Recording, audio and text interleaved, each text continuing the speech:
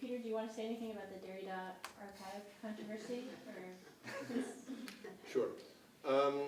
the students might find it really Yeah. interesting. Because it is a case of Yeah. sort of journalism meeting blogging and it In being a fact, sad. when I was sitting in the third row so that I could see what you were showing, I also thought, okay, yeah, I shouldn't self-censor me. If these people can count to 10, they will notice that I didn't give all the 10 reasons. And so this is one of them. Earlier this year, I blogged something that actually for once was newsworthy. And I think it's great that you don't censor yourself, but there's always some kind of self-censorship, and there's also massive censorship from elsewhere. And it doesn't just go away if you turn off the comments or if you make it less interactive of a medium than it can be. In this case, I work on Derrida and I work on his work on archives, and the Derrida archive is here,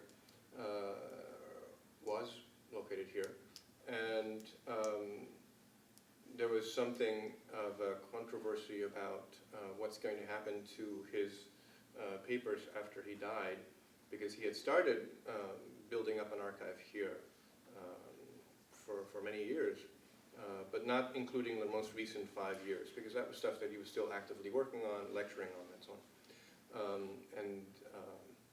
I posted something on my blog, since it was one of the things that I was blogging about, and then also published an article about how UCI and widow and sons of Derrida were not agreeing about how to conclude this kind of deal, how to deal with the remaining materials. And there were various complicated things, such as interest finally from France in also having an archive in France of his materials, which doesn't mean that it couldn't be here. Obviously, these days you can have copies of things in both locations, and not everybody needs to travel across the ocean to see this.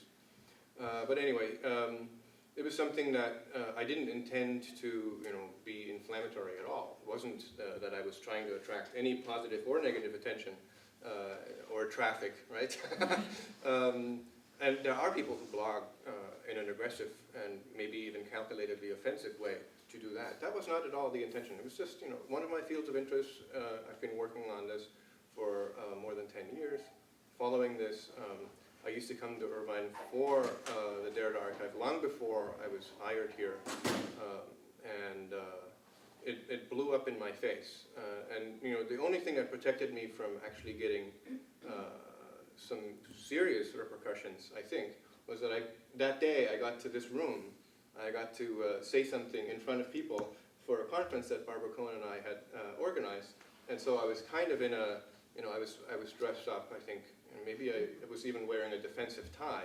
No way. But I was yelled at in my office. The dean has never entered my office before, but she ran to my office and basically broke down the door and yelled at me. This is a dean who's not here anymore, so I can say this. But she knows very well that she got very angry about it, and I was very concerned that here's a dean who's extremely angry at me, because she thought that that was not something that somebody who belongs to this institution should not criticize the institution, any part of the institution. And it wasn't even a post that criticized UCI or criticized the library.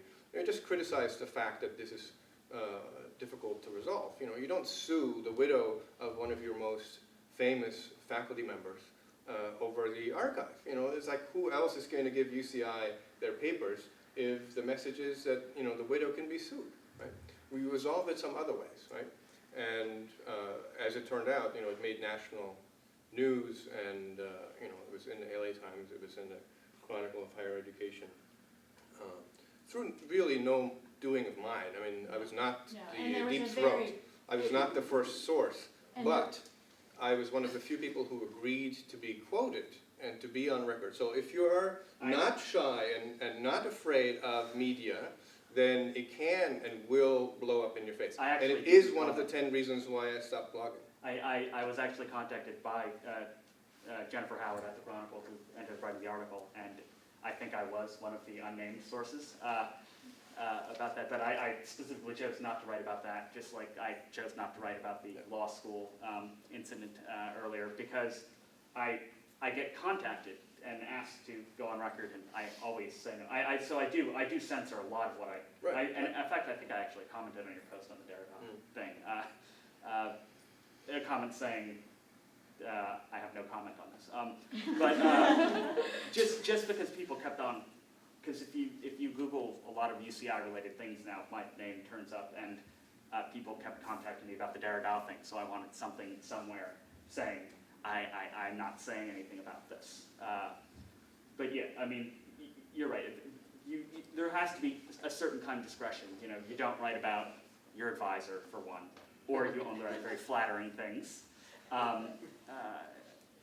It's one of those things where, you know, you have to decide whether you're going to suppress something, right? Like I'm not thinking of myself as a citizen journalist. I don't even know. I often get asked by newspapers, because I work on new media, what they should do with their contentious article that has attracted hundreds of comments on their website. Should they, you know, turn it off? Should they? I always advocate, you know, as much freedom of speech as possible, or more than possible. In fact, that's what we should advocate, particularly as academics. But at the same time, I thought, okay, the blog is no longer going to be my best avenue for this, because I had an article coming out about this anyway. So, you know, that's, as an academic, that's the format you work with. You work in academic articles, book chapters, etc.